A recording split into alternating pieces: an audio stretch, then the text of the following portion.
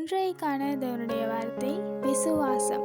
எசேக்கியேல் 37 அதிகாரம் 5 சொல்லுது, கர்த்தராகிய ஆண்டவர் இந்த எலும்புகளை நோக்கி, இதோ நான் உங்களுக்குள் ஆவியை பிரவேசிக்க பண்ணுவேன், அப்பொழுது உயிரடைவீர்கள். இந்த எசேக்கியேல் 37 அதிகாரத்தை முழுவதுமாக வாசிக்கும் பொழுது அதில் சொல்லப்பட்டிருக்கிற எல்லா விடயமுமே ஒரு எலும்பு உயிரடைவதை குறித்து. உண்மையில் எங்களுடைய விசுவாசம் அப்படிப்பட்டதென்று நாங்கள் சோதித்து அறிந்து கொள்ள வேண்டும். இந்த வசனத்தில் போல தேவன் சொல்றார், எலும்புகளுக்கும் உயிரை கொடுக்க அவர் வல்லமை உடையவராய் இருக்கிறார். நாங்கள் எங்களுடைய வாழ்க்கையில தேவன் ஒரு கல்லை தூக்கி போடத்தான் முடியும் என்று விசுவாசித்தோமாக இருந்தால் தேவன் ஒரு கல்லைத்தான் தூக்கி போடுவார். ஆனால் தேவனால மலையையும் புரட்ட முடியும் என்று நாங்கள் விசுவாசிக்கிறோமாக இருந்தால் தேவன் எங்களுக்காக மலையையும் புரட்டி போடுவார். எங்களுடைய விசுவாசம் அப்படிப்பட்டதாக இருக்க வேண்டும். வேதாகமத்தில் நாங்கள் பார்க்கிறோம், தேவன் அநேக அற்புதங்கள் அதிசயங்களை செய்கிறார்.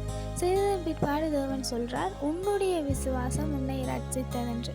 எங்களுடைய விசுவாசம்தான் எங்களுடைய வாழ்க்கையில நாங்கள் அற்புதங்களை கண்டுகொள்ள உதவி செய்கிறது. நாங்கள் வேதாகமத்தில் பார்க்கிறோம், தேவன் மரித்தோரை உயிர்த்தெழ செய்கிறார். அதிலும் ஓரிரு நாட்கள் ஆன மனிதனையும் அவர் உயிர்த்தெழ செய்கிறார். 4 நாட்கள் ஆகி போன லாசருவையும் தேவன் உயிர்த்தெழ செய்கிறார். எங்களுக்கு அப்படிப்பட்டதான ஒரு விசுவாசம் இருக்க வேண்டும். தேவன் மரித்தாலும் உயிர்த்தெழ செய்வார் என்கிற ஒரு விசுவாசம் எங்களுக்குள்ளே இருக்க வேண்டும். அது ஒரு கண்மூடித்தனமான விசுவாசம். அந்த விசுவாசம் தேவன் மேலே மாத்திரம்தான் இருக்க வேண்டும்.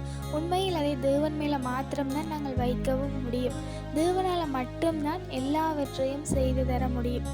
ஆகையால இந்த வசனத்தில் சொன்னது போல தேவன் உயிர்த்தெலும்பு செய்கிறது மாத்திரமல்ல, எத்தனையோ வருஷங்கள் உலர்ந்து போன எலும்பாக இருந்தால் கூட தேவனால அதுக்கு உயிர் கொடுக்க முடியுங்கிற ஒரு விசுவாசம் எங்களுக்குள்ளே இருக்க வேண்டும். உண்மையில் அப்படிப்பட்டதான ஒரு விசுவாசத்தை தேவன் கனப்படுத்துகிறார். ஆகையால நாங்களும் விசுவாசிப்போம். விசுவாசிக்கிறதுனால் தேவனுடைய மகிமையை காணலாம்.